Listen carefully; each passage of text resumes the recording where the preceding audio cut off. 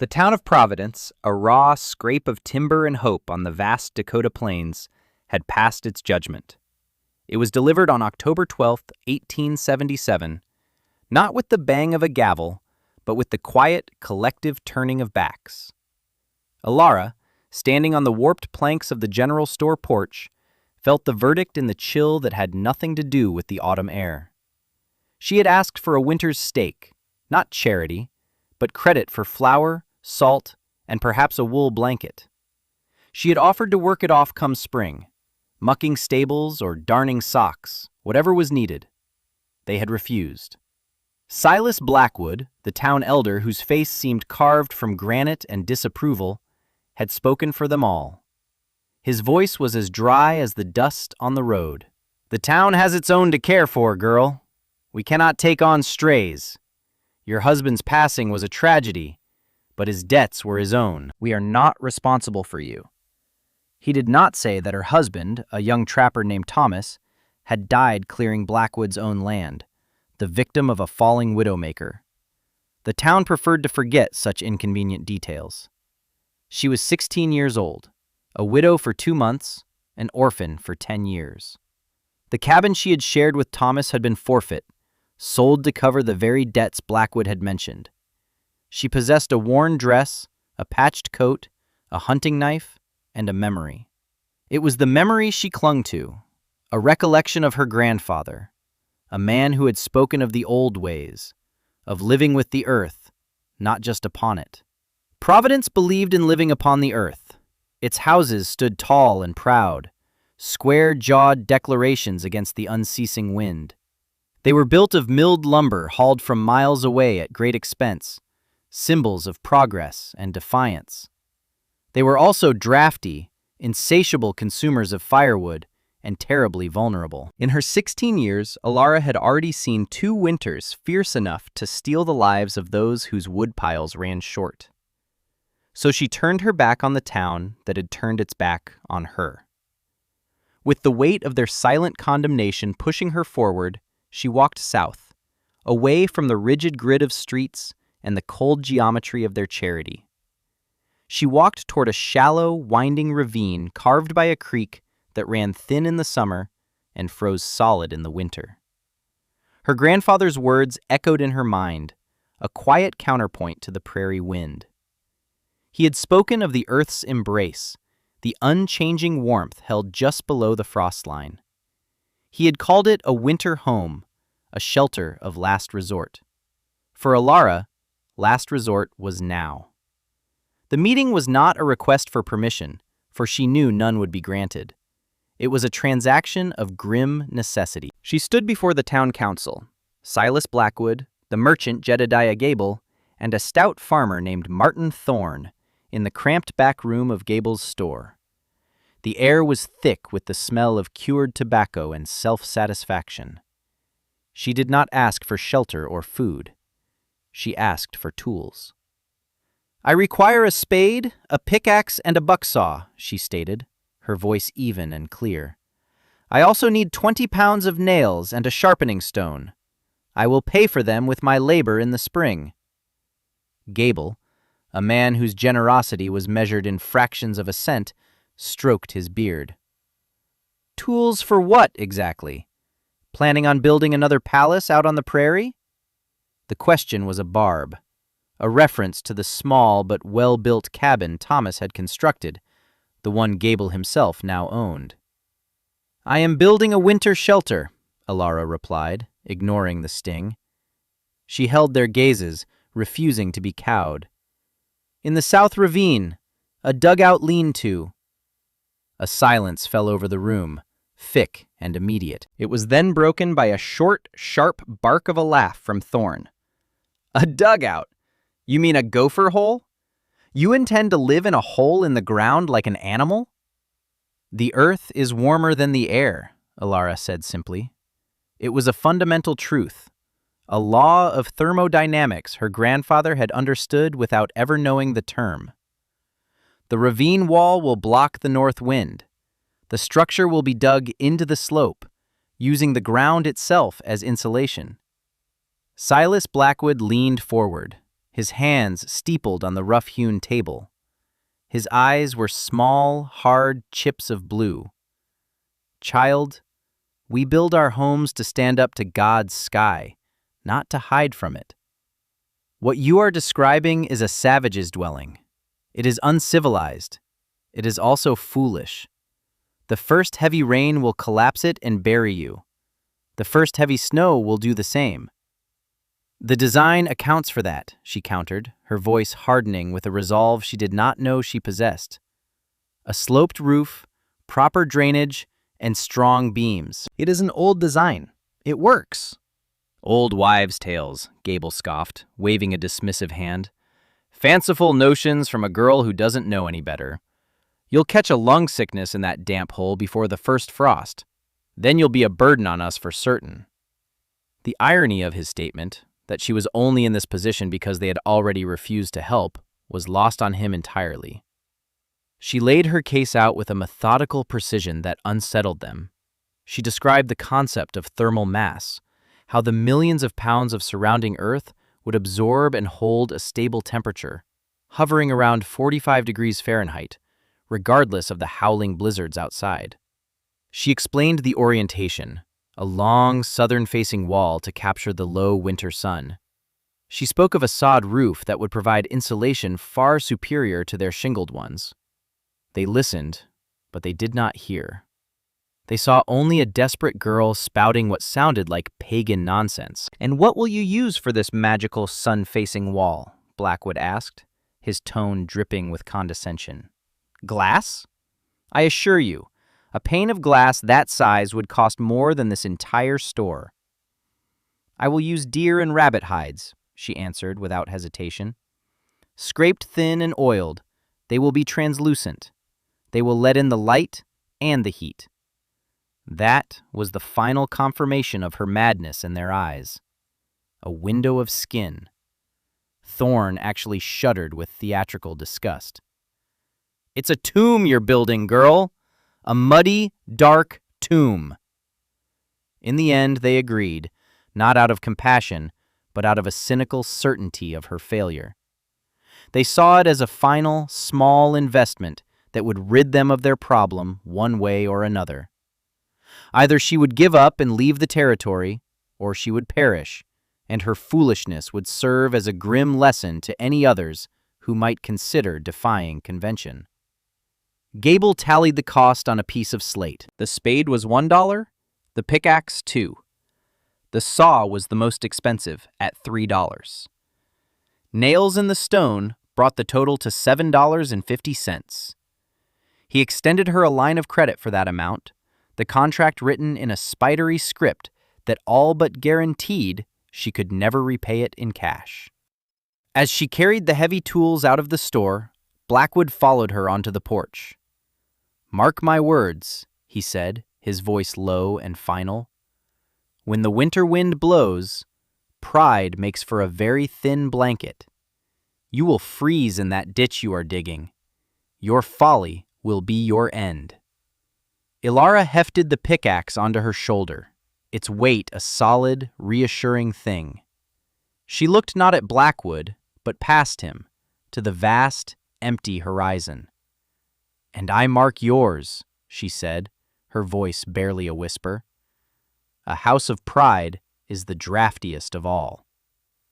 The work began on October 15th, 1877. The site she chose was on the north side of the ravine, a section where the slope was steep and composed mostly of dense, clay-rich soil.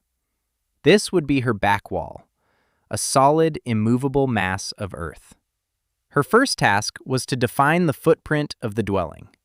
Using sharpened sticks and twine, she marked out a rectangle 16 feet long, parallel to the ravine wall, and 12 feet wide, extending out from the slope.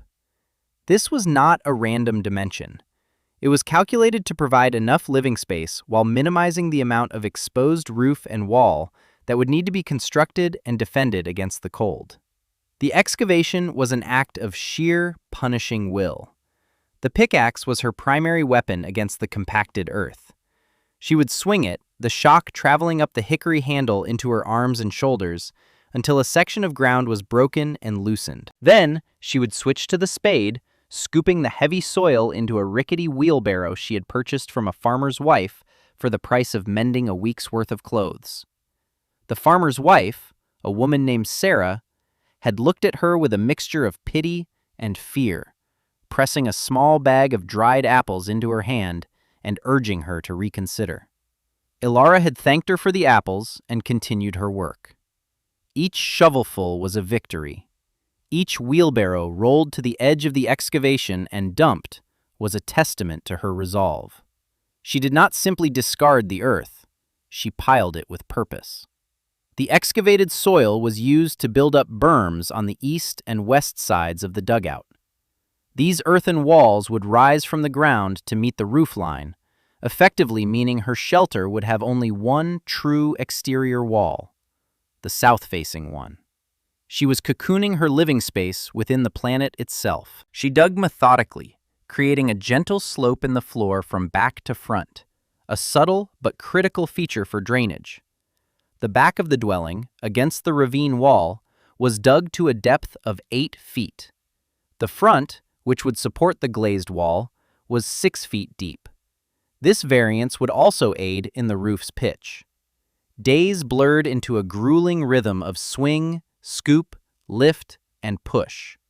Her hands, soft from a life of domestic chores, became a geography of pain. Blisters formed, broke, bled, and hardened into calluses. Her back screamed in protest each morning, and her shoulders felt as if they were filled with ground glass. But with every inch of depth she gained, the air grew stiller, the prairie wind silenced by the growing earthen walls around her. She was descending into a realm of quiet and stability. After 10 days of relentless digging, she hit a layer of sedimentary rock 5 feet down. It was a setback that would have broken a less determined person. Blackwood's prophecy of failure echoed in her mind, but her grandfather had spoken of such things. "The earth gives you what you need, but rarely in the form you expect," he had said. The rock was not an obstacle, it was a resource. For 4 days, she used the pickaxe not to break earth, but to lever and pry out slabs of flat gray stone. It was slower, more frustrating work. The sharp clang of steel on rock became the new soundtrack to her labor. She hauled the stone, piece by heavy piece, out of the pit. These she set aside, arranging them by size and thickness. They would form the foundation for her front wall and a retaining wall at the very back of the dwelling, preventing any slump from the ravine slope. It was a dry stack construction, a puzzle of weight and friction. She had no mortar, so she fit the stones together with painstaking care, using smaller chinks of rock to fill gaps and ensure stability. At the base of the rear retaining wall, she laid a bed of coarse gravel she'd hauled in buckets from the creek bed, creating a French drain that would channel any seeping moisture away from her living space and out through a small trench running under the floor. It was a detail no one in Providence, with their wooden houses built on shallow stone piles, would have ever considered. By the first week of November, the excavation was complete. The pit was dug, the retaining walls were in place, and the earthen berms on the east and west were packed and graded. She had moved, by her own estimation, over 1,500 cubic feet of earth and rock. She had done it alone. The physical toll was immense. She was leaner, her face smudged with a permanent layer of grime, her muscles coiled and hard beneath her worn dress. But as she stood in the quiet, windless hollow she had carved, a profound sense of accomplishment settled over her. This was hers. She had made it with her own 2 hands. The next phase was the roof structure, the skeleton that would support the immense weight of the sod and snow to come. She could not afford milled lumber from Gable's store, so she turned to the sparse woods that lined the upper banks of the creek. With her bucksaw in hand, she became a logger. She selected young, straight lodgepole pines and aspens, none more than 6 inches in diameter. Felling a tree with a two-person saw by oneself is a monument to inefficiency and endurance. She would cut a wedge on one side, then move to the other, sawing until the tree groaned and fell. The process for a single tree could take over an hour. She needed one massive ridge beam, a pine 10 inches thick and 17 feet long, to span the length of the shelter. Getting it from the woods to the ravine was her greatest challenge. She could not lift it. Instead, she used leverage and patience, rolling it over smaller logs, inch by agonizing inch, a journey of 200 yards that took an entire day. This beam would be the backbone of her home. The 6-foot-tall front wall was framed with shorter, sturdier posts of pine set into the dry-stack stone foundation. For the rafters, she used the slimmer aspen poles. They were laid from the ridge beam down to the top of the front wall frame, spaced 2 feet apart. The pitch was steep enough to shed rain and snowmelt effectively. She had no iron joinery, no brackets or plates. Every connection was made with a notch and peg, a skill her grandfather had taught her on a smaller scale with carving projects. She used her knife and saw to cut mortise and tenon joints where the rafters met the ridge beam and bird's mouth notches where they rested on the front wall plate. For added security, she drilled holes with a hand auger, another purchase made with the promise of future labor, and drove in hardwood pegs she carved from oak branches.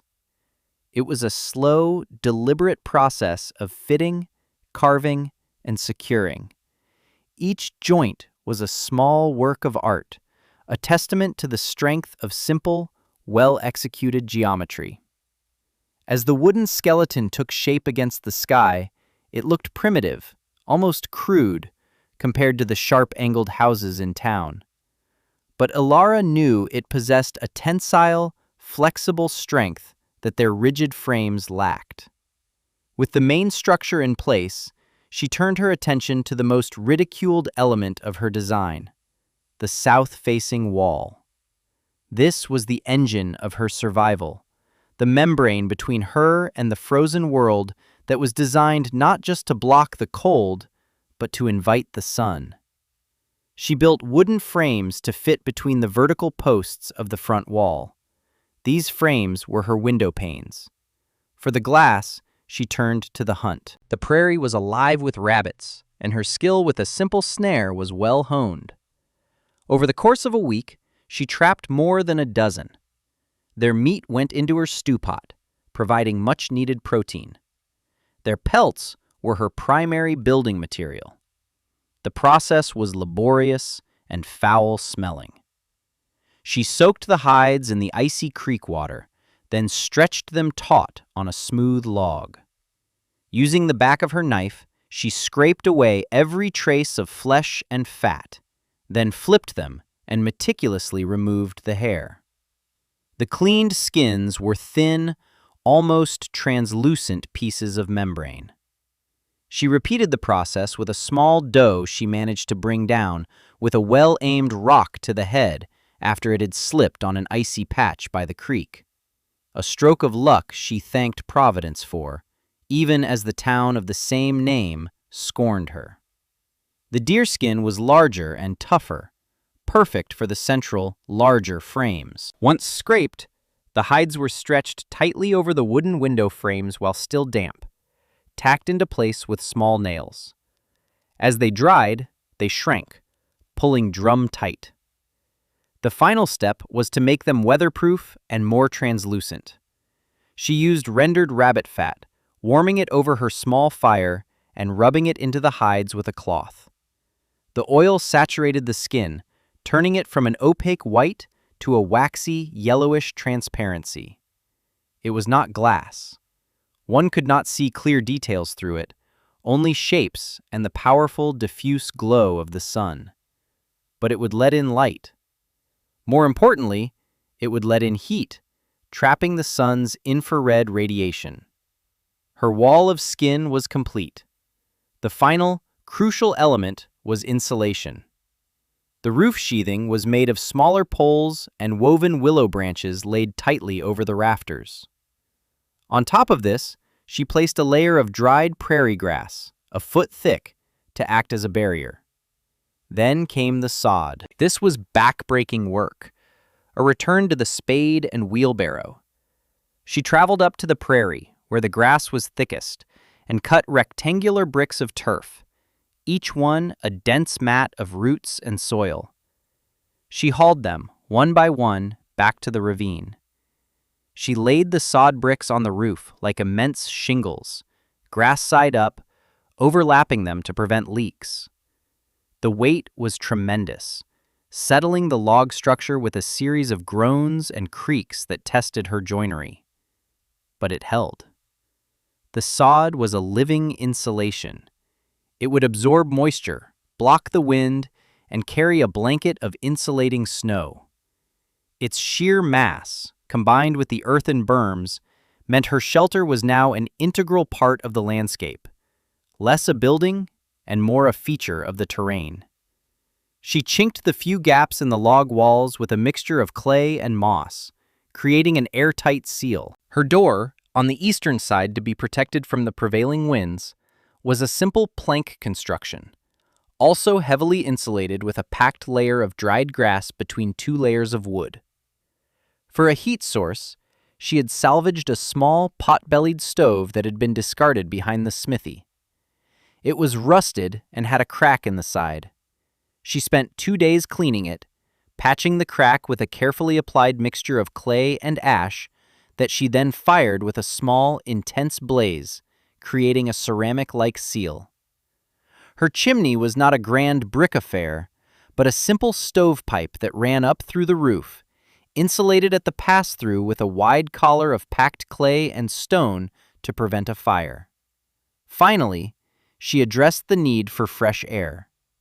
A fire in such a sealed space would quickly consume all the oxygen. Her grandfather had warned of this, of families who had fallen asleep in their winter camps and never woken up.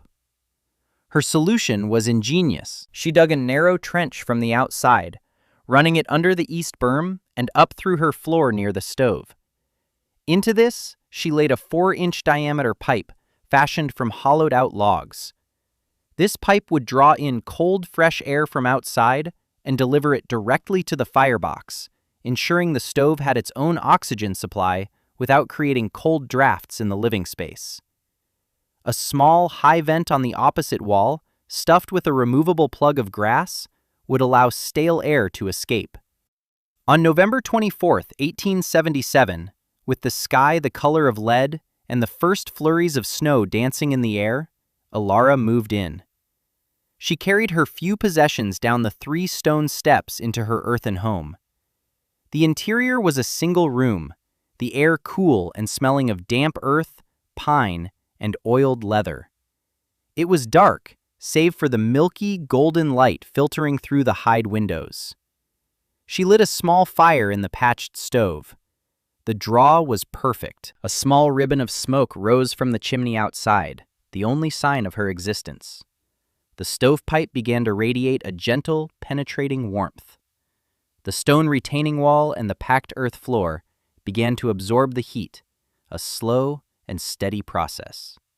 The thermal mass of her home was coming to life. She sat on a stool carved from a stump, her back to the solid earth wall, and watched the light fade through her southern windows. The wind picked up outside, a low moan that grew to a keen-edged shriek. But inside her dugout, there was only the quiet crackle of the fire. The wind did not rattle her walls or find its way through 100 tiny cracks. It simply flowed over the top of her dwelling as if it were just another gentle swell of the prairie. She was not in a tomb, she was in a sanctuary. The first few weeks of December were a test. A series of smaller snowfalls and cold snaps descended upon the plains. In Providence, the sounds of winter were the groan of shrinking wood, the rattle of window panes, and the constant, rhythmic chunk of an axe splitting firewood. The daily conversation revolved around the dwindling wood piles. The houses, for all their proud verticality, were thermal sieves. Heat poured from them into the winter air, demanding constant, furious replenishment from the stoves that sat in their centers. A few of the townsfolk made the trek to the ravine out of a grim curiosity. Martin Thorne and a few other farmers came by one Sunday afternoon, ostensibly to hunt rabbits, but really to gawk. They stood on the opposite bank, looking down at the low mound of her dwelling, the single stovepipe puffing a gentle stream of smoke. The sod roof was now covered in a layer of snow, blending it almost perfectly into the landscape. "Looks more like a burial mound than a house," Thorne declared loudly, making sure his voice carried across the ravine. "I wonder if she's still alive in there." Jedediah Gable came as well, riding his horse close to the edge. He peered at the translucent hide windows, which glowed softly from the firelight within. "Living behind a wall of dead skin," he muttered to his companion, shaking his head in disgust. "It's unnatural, an affront to civilized living." They did not try to speak to her. They observed her strange creation as one might observe an animal in a cage, confident in their own superiority, in the proven wisdom of their clapboard walls and glass windows. Ilara was aware of their visits. She would see their dark shapes against the snow-covered horizon, hear their distant, mocking voices. She felt a flicker of anger, but it was quickly subsumed by a quiet, steady confidence. She was warm. Her small woodpile, composed of the scraps and branches left over from her building, seemed to shrink at a glacial pace. The small stove needed only a few logs to keep the space comfortable. During the day, when the sun was out, she often needed no fire at all. The low winter sun would stream through the oiled hides, and the interior of the dugout would warm to a pleasant 60 degrees. The heat was trapped, stored in the earth floor and walls, and then slowly released throughout the long, cold night. The temperature inside never dropped below 50 degrees, even on the coldest nights. She was living a practical lesson in passive solar design, and it was working perfectly. She spent her days in a quiet routine. She checked her snares, mended her clothes, and carved small wooden figures from scraps of pine. She read the one book she owned, a tattered copy of Shakespeare her mother had left her, its pages filled with dramas that seemed small compared to the daily struggle for survival. She was not lonely. The solitude was a balm, a respite from the judgment of the town. Her world had shrunk to the 12 by 16-foot space, to the glow of the fire and the patterns of light on the earthen floor, and she found a measure of peace within its confines. On December 18th, 1876, the sky changed. The flat, gray overcast that had dominated the week began to curdle, taking on a bruised, yellowish tint. The wind, which had been a constant but predictable presence from the northwest, fell utterly silent. An unnatural stillness descended on the plains. The air grew heavy, pregnant with a menace that even the animals seemed to feel. Ilara, stepping outside to gather snow for melting, felt it on her skin. It was a deep, penetrating cold that felt different, heavier than the normal winter chill. She looked to the northwest horizon and saw it, a low, dark wall of cloud, churning and moving with an unnatural speed. It was not a storm front, it was a solid entity, a moving cliff of white that was swallowing the sky. Her grandfather had spoken of these.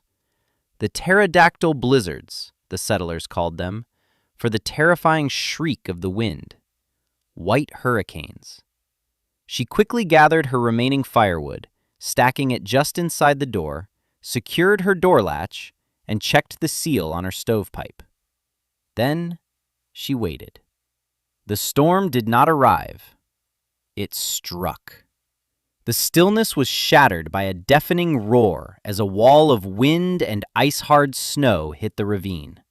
The force was concussive, a physical blow. Outside, the world vanished. Visibility dropped to zero. It was not snowing in the conventional sense. The air itself had turned into a solid, moving mass of frozen particles, driven by a wind that Alara could hear, even in her protected shelter, as a continuous, high-pitched scream. In Providence, the blizzard was an immediate catastrophe. The wind, measured years later at over 70 miles per hour, hit the town's proud vertical houses broadside. It stripped shingles from roofs in the first 10 minutes.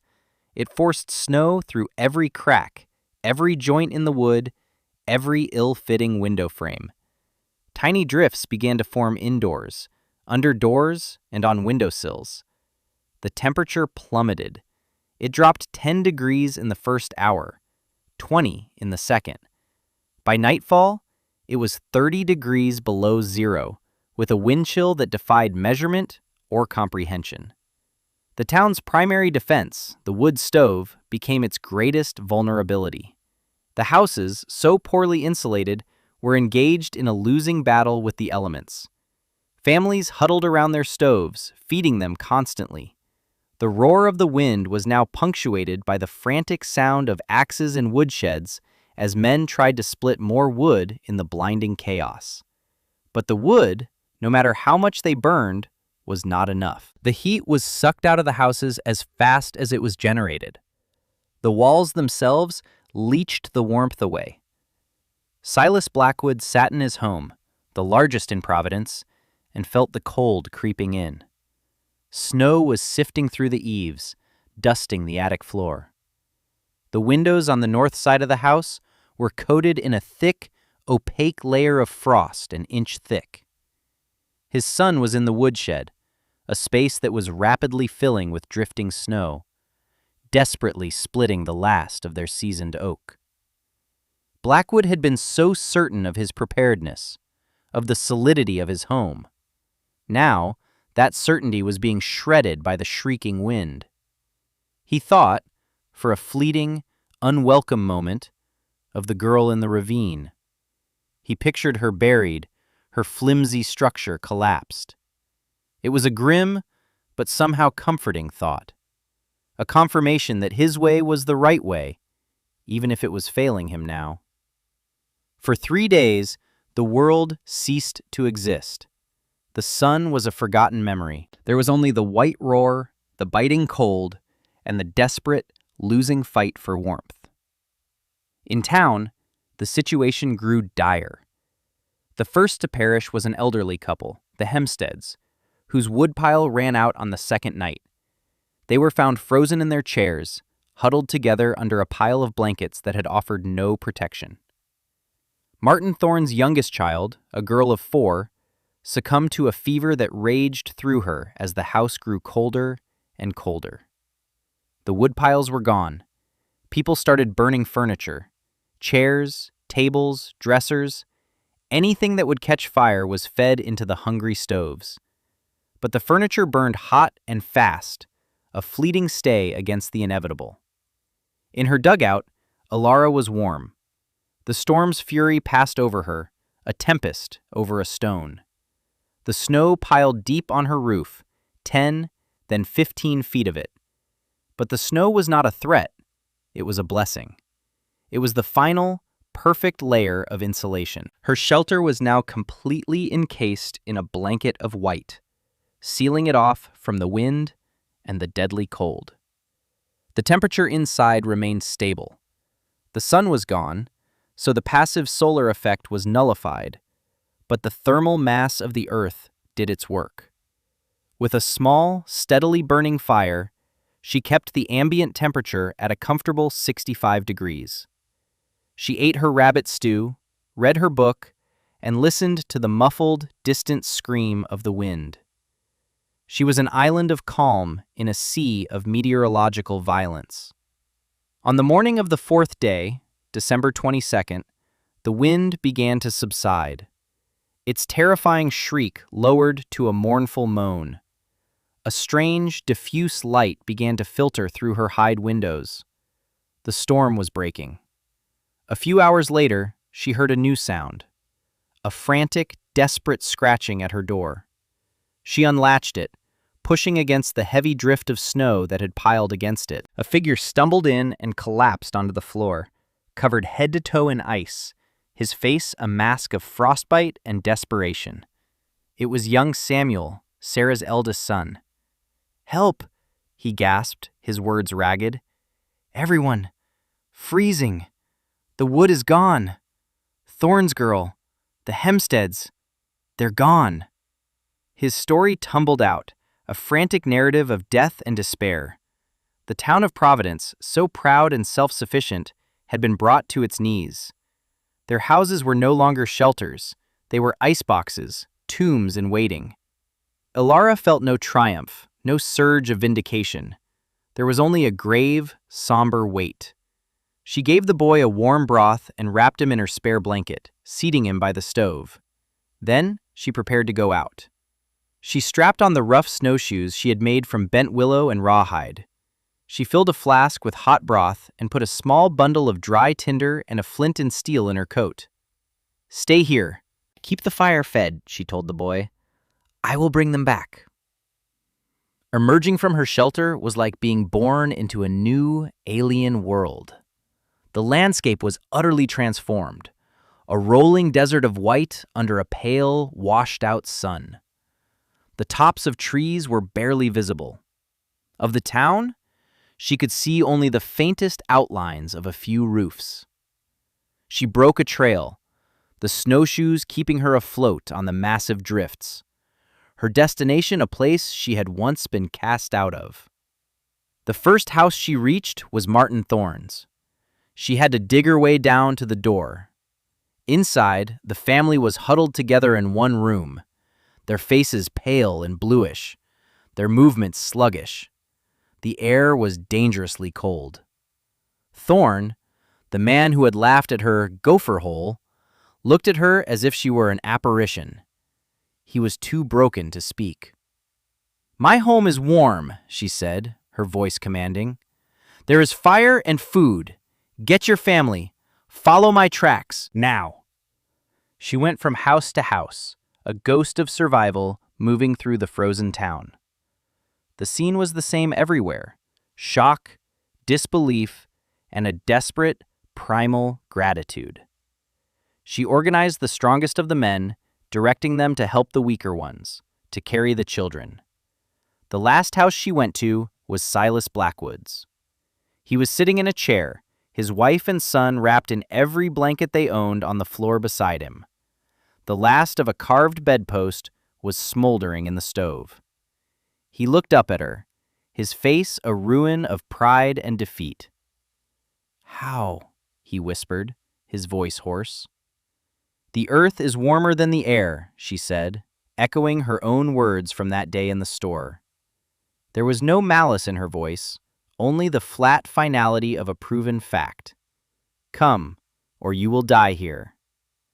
That afternoon, a ragged procession of survivors made their way through the snow, following the lone trail back to the ravine. They descended the stone steps into her home, one by one, leaving the world of lethal cold and entering a space of life-sustaining warmth. 37 people crowded into her small dwelling. They stared in wonder at the dry earth floor, the solid retaining wall, the gentle, warm air. They looked at the glowing hide windows that had let in the storm's pale light, and they understood. They had built their homes to defy the prairie. They had raised them up, declarations of mastery over nature. Ilara had done the opposite. She had nestled into it, seeking partnership rather than dominion. She had combined ancient, forgotten wisdom with a deep, practical understanding of her environment. Her home was not a testament to pride, but to humility, and it had saved them all. In the days that followed, as the survivors regained their strength and the full scope of the tragedy became clear, 7 dead, including 2 children, a profound and permanent shift occurred. The town of Providence had been built on a foundation of conventional wisdom that the storm had shattered. Now, their only foundation was a 16-year-old girl and the hole in the ground they had mocked. Silas Blackwood, his face etched with a grief and humility he had never before known, approached her as she tended the stove. He stood before her, not as a town elder, but as a man who owed her his life. "We were wrong," he said, the words costing him more than any amount of money ever could. "You tried to tell us. We listened, but we did not hear. We were fools, arrogant fools." Not one of them had lost a family member in a house built by a fool. Not one of them had burned through their entire winter's wood supply in 3 days. And not one of them, huddled in the life-giving warmth of her earthen shelter, would ever again doubt the wisdom of a 16-year-old girl who knew how to listen to the earth. Her vindication was absolute, written in the lives she had saved and the silent, frozen houses they had left behind. It was a somber, quiet victory, earned at a terrible cost, proving that the deepest truths are often found not by building higher, but by digging deeper.